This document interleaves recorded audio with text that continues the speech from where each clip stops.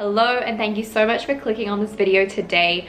My name is Anika and today I'm going to be sharing 10 tips for creating an outstanding product management resume or CV. A few things to note before I get into it.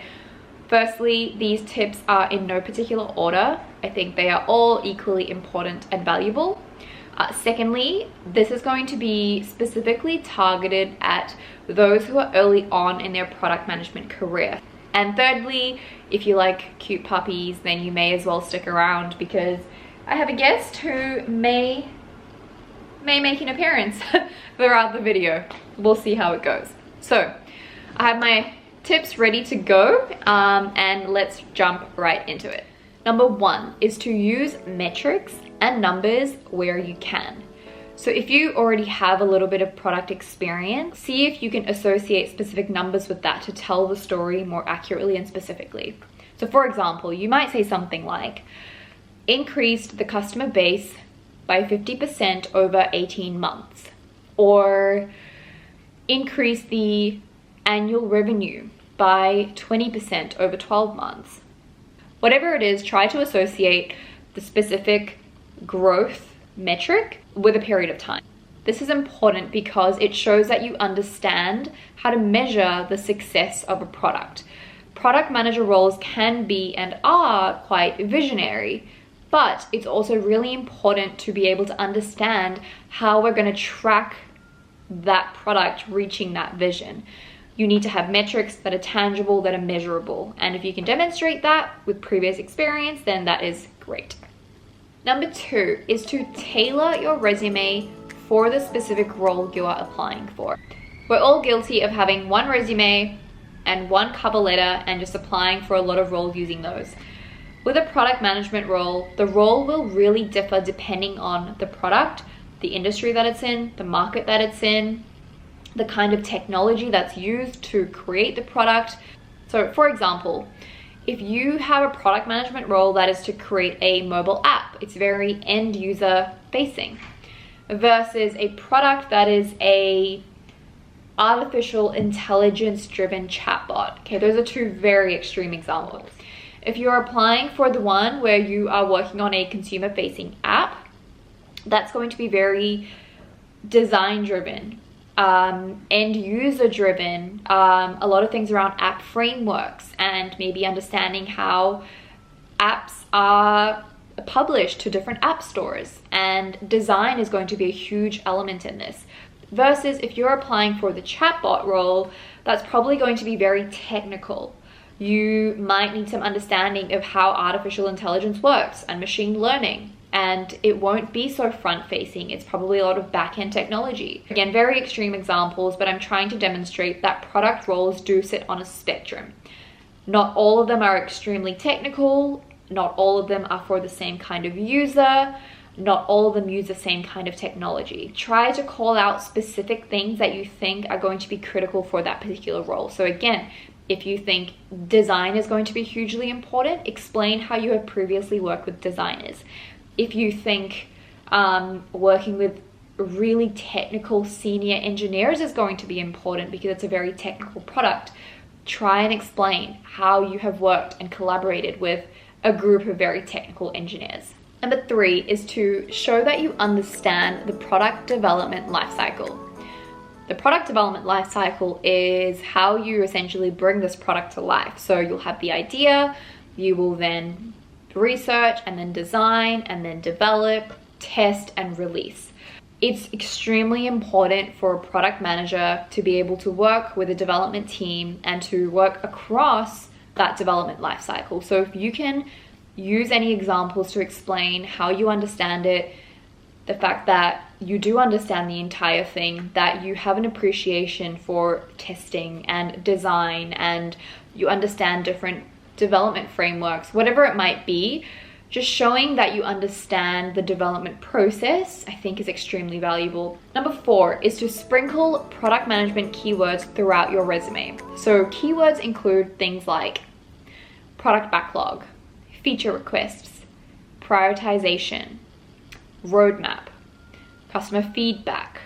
The reason for this is you want to maximize the chances of your resume standing out.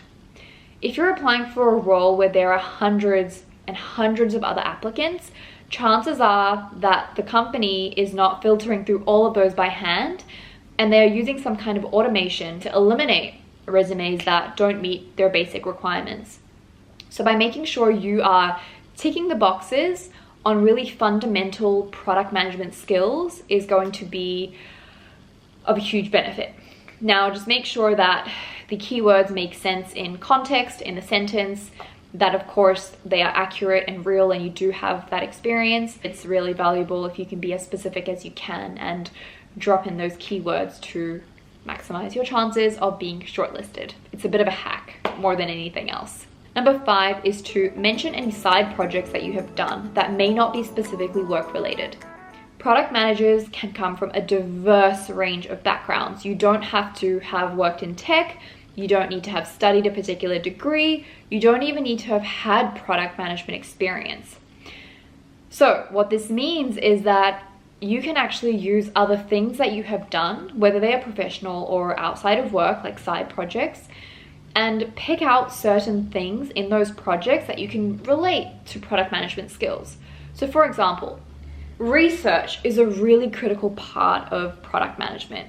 When you have an idea for a new product, you will hopefully work with a UX researcher or a designer, but sometimes you will be the one doing that research yourself. So if you have done anything on the side, whether it was like a volunteering thing, or maybe you had a little startup of your own, or you tried to kick an idea off the ground, you might have done some research, you might have held focus groups, you may have surveyed people and analyzed that data. Try to explain that on your resume if you can, like maybe in a separate section that's called like extracurricular or side projects or something like that. I can give you a personal example of mine, which is I never had an official product management role before my current one, but I have had a couple of my own startups. And when you have a startup, you're kind of doing everything, right? And in a way, being a founder of a startup is very similar to being the product manager of a product in a bigger company, because you're really like that go-to person. You're doing everything. You need to be well-rounded. You need to be able to talk to lots of different people. You're like the mini founder in a bigger company. So I was able to get a chance at my first official product role, all based on my previous startup experience. And there's no reason you can't do the same if you have any other experience that kind of ties to the role that you're applying for. 6 is to show how you have worked with cross-functional teams in any previous roles. A product manager, the way I think about it, sits in the middle. They work with engineering and design and sales and marketing and legal and everyone really. So if you can, try to explain how you worked with key cross-functional teams in a previous role. Maybe this is specific to something you did to launch the product, so you worked with marketing. Maybe the product had some specific legal thing, so you had to collaborate with a legal team.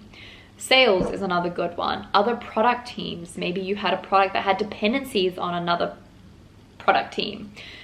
Where you can, call out cross-functional collaboration, because that is an extremely important part of being a product manager. Number 7 is to show your understanding of engineering and technical concepts. Now, this really depends on the kind of role you're applying for. Like I said before, if it's a very technical product role, or if it's maybe a consumer-facing app. But either way, it's really important for a product manager to be able to work well with engineering and have an understanding for what engineers do and how they work, and understand specific agile concepts and maybe some specific technologies. Broadly try and show that you are understanding of engineering and development and that whole process, and that you're able to collaborate well with engineers.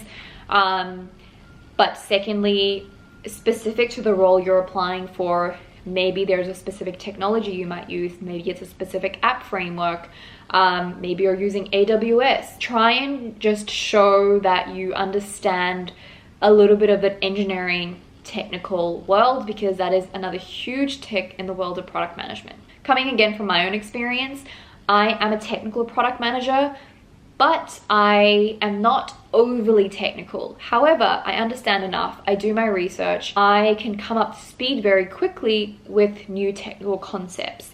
And I was able to demonstrate in my resume that I had done some basic courses, and like done a fundamental AWS course, and that I had worked with front-end and full stack and back-end engineers, that I understood what database engineers did, that I understood databases, all these kind of things. Huge tick.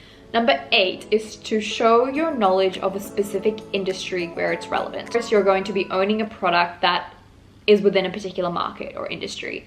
And it's so important that you understand that industry. As a product manager, you're often going to be doing research on that industry. You're going to want to understand the competitors in that industry. Basically, you want to make a really awesome product that stands out in that particular industry. So whatever kind of knowledge or previous experience you have within the industry of the role that you're applying for, definitely call that out, because it's extremely, extremely important.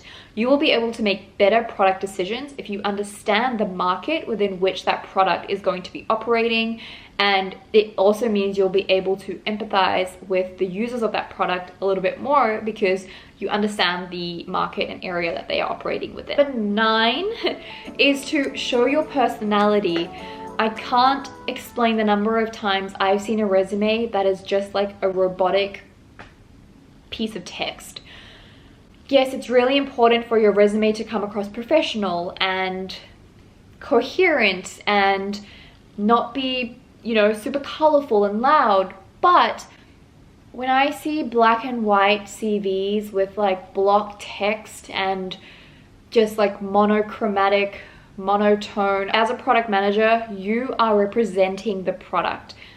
You are constantly talking to other people. You are advocating for the product. You are like a walking, talking billboard for the product. If you can show your personality, if you can show that you're a human, that you're not just some robot sitting behind a computer, that you can talk to customers, that you can talk to different people in the business, that is a huge advantage. It's really important that you can show enthusiasm and personality and that you are a person. So I will put a screenshot of my resume on the screen and you'll see what I mean, in that it still looks very professional, but I've used a little bit of color and a little bit of playfulness by using some icons to bring it to life a little bit. You can also show your personality by having a personal statement at the top of your resume.